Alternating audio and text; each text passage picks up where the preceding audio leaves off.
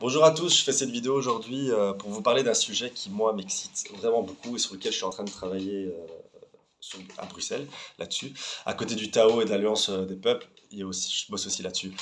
C'est l'être souverain et l'entité juridique, donc l'entité fictive qui est créée avec notre acte de naissance et qui fait qu'on appartient à l'État, au système. Et voilà, donc je voulais partager, moi, les informations que j'avais là-dessus, parce que je sais qu'il y a beaucoup de gens Parce que c'est apparu sur Telegram, là, il y a quelques temps, où il y avait pas mal d'informations, enfin, pas, non, il n'y en avait pas beaucoup, mais il y avait quelques documents, quelques vidéos qui parlent de ça.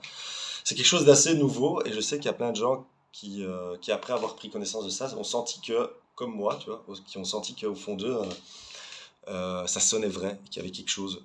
Et pour moi, en fait, ça, c'est l'être souverain, c'est la faille du système, c'est ce qu'ils veulent absolument nous cacher.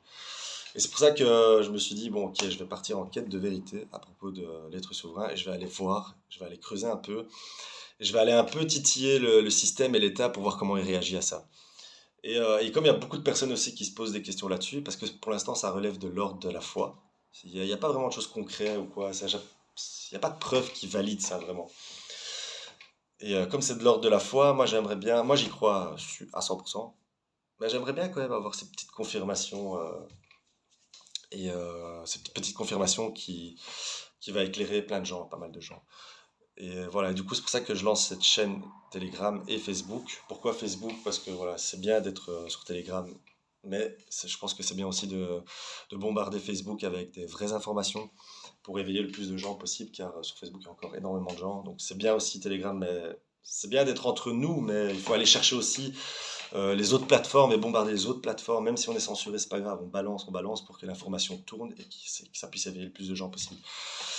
Et ça va s'appeler Bruxelles Souverain, entre parenthèses, ambassade. L'idée, c'est de créer genre une espèce d'ambassade de l'être humain, de l'être souverain ici à Bruxelles, où on va concentrer toutes les informations, toutes les preuves possibles là-dessus. Donc on va vraiment traiter de ça. Et, euh, et moi, je vais partager mon expérience et ce que j'ai pu vivre avec l'être souverain, car j'ai été convoqué devant un tribunal, donc j'ai pu expérimenter l'entité fictive devant un juge. Et voilà, c'est ça que je veux partager avec vous, et aussi toutes les informations que je vais récolter. Et voilà, comme ça ici en Belgique, on est informé de ce qui se passe par rapport à ça. Et s'il y a des questions ou quoi, ben, les gens ils peuvent envoyer ça sur le groupe.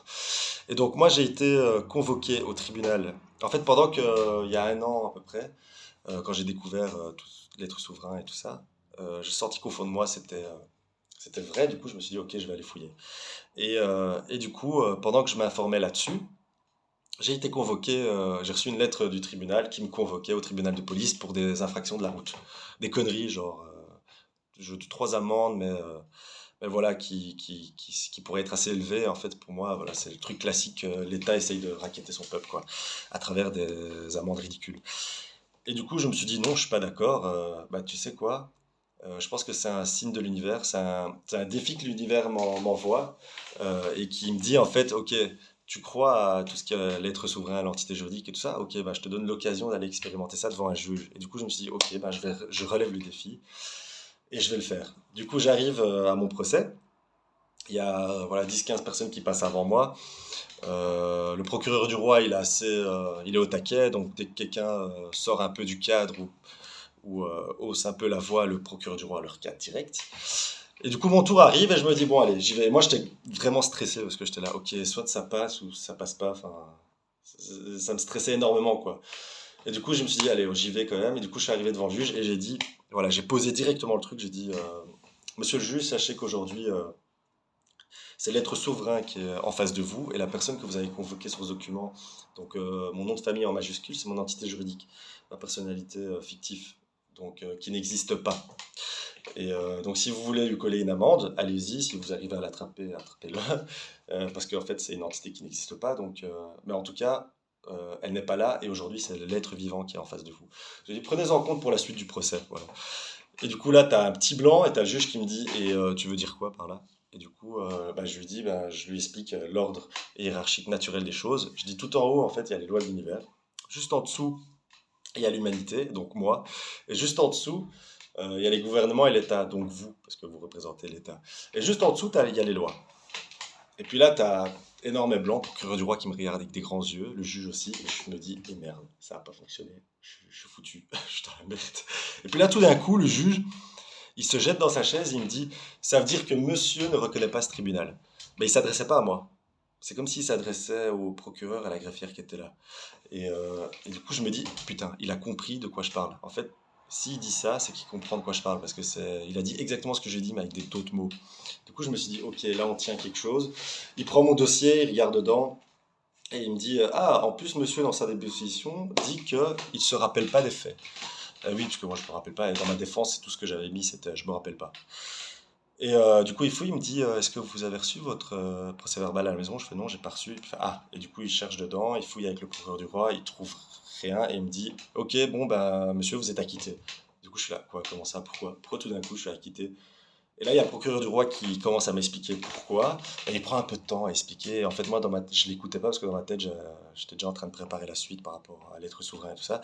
Bon, c'est dommage, parce que ça aurait été intéressant de savoir quand même. Mais du coup, il m'a dit voilà, que je suis acquitté, que je pouvais quitter la salle. Et du coup, j'ai dit ouais, monsieur le juge, juste avant de partir, j'ai une petite question. Je fais monsieur le juge, qui représentez-vous aujourd'hui à ce tribunal? Là, t'as un blanc, procureur du roi qui me dit bah, l'État. Je fais oui, exactement, bonne réponse. Et je fais monsieur le juge, qui est la victime dans ce procès aujourd'hui? Et là, il y a un blanc. C'est moi qui dis, je les regarde et je dis bah, l'État. Parce que vous allez prendre de l'argent à qui? À moi, pour le donner à qui? À l'État. Donc c'est l'État qui est la victime. Et là, ils me font oui, c'est ça, ministère public ou quoi, c'est la même chose, hein. Oui, exactement. Et du coup, à ce moment-là, je dis, bah, ça veut dire que ce tribunal n'est pas équitable parce que le juge a un avantage dans ce procès. Donc c'est un faux tribunal, il n'est pas équitable, il n'a pas lieu d'être. Et à ce moment-là, il me regarde et il me dit, bon, tu vas arrêter de jouer au petit malin. Je vois ton petit sourire au coin de tes lèvres. Si je veux, je te colle l'amende. Moi, dans ma tête, je me suis dit, ouais, c'est ça. Si tu voulais me coller l'amende, tu l'aurais déjà collé. Et du coup, j'ai fait non, mais je suis un peu curieux, je pose des questions. Bah, merci à vous et bonne journée. Et je pars, quoi. Et du coup, je me dis, mais qu'est-ce qui s'est passé là? C'est quand même bizarre que je suis le seul sur 20 personnes qui se fait acquitter ce jour-là. Et pour ma défense, tout ce que j'ai, c'est je me rappelle pas des faits.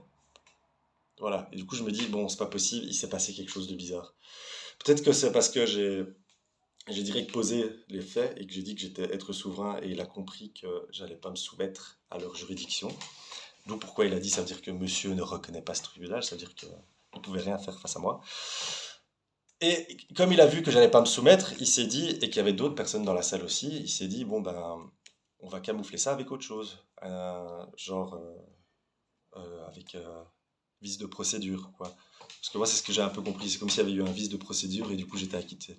Mais bon, on est en Belgique, on n'est pas aux États-Unis. Pour moi, c'était pas trop valable. Mais j'ai l'impression qu'il a essayé de cacher ça. Et voilà, et du coup, moi, après ça, je me suis dit, ok, il y a eu quelque chose. Et surtout, en fait, très important, en fait, c'était moi le boss dans ce procès. Moi, je suis arrivé, c'est moi qui posais les questions, c'est pas eux, c'est moi qui leur envoyais dans la gueule. C'est pour ça que le procureur du roi, il m'a rien dit. Pendant tout le procès, il m'a rien dit. Tout ce qu'il faisait, c'est écouter et répondre à mes questions. Et avoir un air d'hibou avec des grands yeux. Je crois qu'après mon procès, il est rentré chez lui, il a fait quelques recherches, quoi. Et le juge, pareil, le juge, à aucun moment enfin, ils m'ont rabaissé ou ils m'ont mal parlé ou ils m'ont menacé de quelque chose, quoi. Rien. C'est vraiment moi qui avais récupéré. J'ai l'impression d'avoir récupéré toute ma force, toute ma puissance, et que j'avais inversé la vapeur. Et eux, ils étaient déstabilisés, ils savaient pas comment réagir. Et si vous pouvez imaginer, franchement, j'ai senti une puissance en moi, enfin quelque chose de très grand qui était là, et je me tenais vraiment droit. Et je les regardais vraiment dans les yeux, et je les attaquais comme ça, et c'était tellement kiffant. Et je pense que c'est ça, l'être souverain, c'est ça que j'ai ressenti au fond de moi. Et du coup, après ça, je me suis dit, ok, je vais aller fouiller là-dedans. Et du coup, en ce moment, je traîne beaucoup au palais de justice, et je vais voir des procès publics. Dans les sports, justement, de rencontrer des juges, parce que les juges, on ne peut pas les rencontrer comme ça, on ne peut pas prendre de rendez-vous avec eux, ils sont protégés, justement. Et le seul moyen, c'est si j'ai un ami qui connaît un juge qui accepterait de me rencontrer, ou alors de les croiser dans les couloirs, mais même ça, c'est hyper compliqué. Mais du coup, voilà, j'en discute quand même avec les avocats. Mais bon, les avocats, ils savent pas. Quand je leur pose la question, je leur dis les droits imprescriptibles de l'être humain. Ils me disent oui, les droits naturels. Je fais oui, c'est ça. Puis ils me disent tous ouais, ouais, mais j'ai eu des cours là-dessus, je me rappelle, mais ça relève de l'ordre du philosophique. Et moi, je suis là, pardon, philosophique. Non, c'est complètement réel. Enfin, les lois des hommes est basées sur les droits naturels, donc vous pouvez pas dire que c'est philosophique. Mais eux, ils sont pas au courant de ça. Ils ont été voilà, formatés par le système à travers leurs cours, donc ils sont pas au courant de ça. Il faut aller taper, il faut aller poser des questions vraiment à du haut placé, très haut placé. C'est pour ça que moi, je vise les juges et les procureurs des rois. Et du coup, au palais de justice, génial, ce que j'ai trouvé, c'est la cantine du palais de justice, donc au moins un. Du coup, on est arrivé là, et en fait, dans cette cantine, t'as plein de policiers, des juges, des avocats qui viennent manger. Et en fait, on s'est rendu compte que c'était public avec une amie. Du coup, en ce moment, on va souvent aller midi là-bas pour manger. Et justement, se poser des questions parce qu'ils sont tous là. C'est ça qui est génial, ils sont tous là et du coup on est assis avec des policiers, des juges. On a pu discuter avec des juges. Voilà. Mais bon, eux ils n'étaient pas au courant. Quand on a parlé des droits naturels aussi, ils ont capté pas trop de quoi on parlait. Et voilà, du coup c'est un peu flou, mais j'essaie quand même de creuser là-dedans. Aussi de rencontrer un chef de corps de la police à qui j'ai écrit une lettre en espérant qu'il accepte de me rencontrer. Le juge, j'ai pu rencontrer aussi le juge qui m'a jugé ce jour-là. En fait, j'ai pu récupérer mon procès papier pour vérifier le motif de mon acquittement. Et on peut aller au greffe du tribunal et récupérer ça. Et en fait, le motif de mon acquittement, c'est au bénéfice du doute. Et quand j'ai montré ça à d'autres avocats, j'ai expliqué mon procès, comment ça s'est passé, les choses que j'ai dites, et puis que j'ai été acquitté pour le bénéfice du doute, ils m'ont tous dit, putain, chapeau pour ton acquittement. Je sais pas comment t'as fait, mais en tout cas, c'est bénéfice du doute, c'est étrange qu'il t'ait acquitté juste pour ça. Du coup, même les avocats sont d'accord pour me dire qu'il y a un truc bizarre. Et du coup, je me suis renseigné, bah, j'ai pu voir le nom du juge qui était indiqué en dessous. Et du coup, j'ai recherché sur Internet et il s'avérait que c'était un avocat adjuvant juge. Et du coup, j'ai retrouvé son cabinet.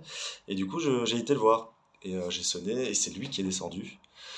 Et j'avais le juge qui m'avait jugé en face de moi. J'étais là, yes. Et au moment où je dis bonjour, vous vous rappelez de moi? Il fait, ah non, je me rappelle pas de vous. Vous êtes? Je fais, oui, vous m'avez jugé il y a pas longtemps. Il me fait, ah, je vous ai jugé, ok. Et je vous ai jugé. Fait, c'est la première fois que quelqu'un que j'ai jugé me retrouve. Je fais, ah, bah oui, bah, c'est pas très compliqué, hein, il y a votre adresse sur Internet. Et voilà, et je vous ai retrouvé pour j'ai quelques questions à vous poser par rapport à ce jour-là au procès. Il fait, ah, par contre, on peut pas parler, toi et moi, du procès. Si tu veux parler de ça, tu dois aller avec un autre avocat faire ça. Et du coup, j'ai fait, ouais, non, mais je m'en fous du procès. En fait, moi, je voulais juste savoir, est-ce que vous avez entendu parler des droits naturels, les droits imprescriptibles de l'homme, l'être souverain et tout ça. Et à ce moment-là, il me dit, ah mais monsieur, je suis occupé, là j'ai pas le moment, c'est vraiment pas le jour. Je fais non mais je vous demande juste de me répondre à cette question si vous avez entendu parler, si vous comprenez de quoi je parle. C'est pour avoir une petite réponse. Et à ce moment-là, ce qu'il me répond, très étrange, il me dit, c'est sorti d'une oreille, et c'est rentré d'une oreille, c'est sorti d'une autre. Et du coup là, et à ce moment-là, il me fait bon, bah, je suis occupé, monsieur, et il est parti. Du coup, je me suis dit, mais pourquoi il m'a répondu ça? En fait, au début, il me dit non, je me rappelle pas de vous, donc il se rappelait pas de mon procès. Et bizarrement, là, il me dit c'est rentré d'une oreille, c'est sorti de l'autre. Pour moi, en fait, il parlait du procès. Il se rappelle très bien de ce que j'ai dit au procès. Et c'est pour ça qu'il a répondu ça. Et encore une fois, voilà, c'est dès que je commence à parler de ça, soit les gens, ils ont plus le temps, ils doivent partir, ou et du coup, il se passe quelque chose de bizarre dès que je parle de l'être souverain. Du coup, avec le juge là, ben, je peux avoir juste ces infos-là. Encore une fois, un peu plus trouble. Et du coup, mais je continue à essayer de rencontrer et à essayer d'avoir une réponse de l'État, quoi. Et puis si maintenant, et c'est pour ça que je fais cette vidéo et que je crée cette chaîne aussi, c'est si quelqu'un connaît des juges ou a un ami juge ou procureur du roi, ben n'hésitez pas. Je vais mettre toutes les informations en dessous de la vidéo. Et n'hésitez pas, justement, c'est pour ça aussi que j'ai créé ça, c'est pour me faciliter la tâche. Parce que là, c'est un peu compliqué souvent de faire les portes.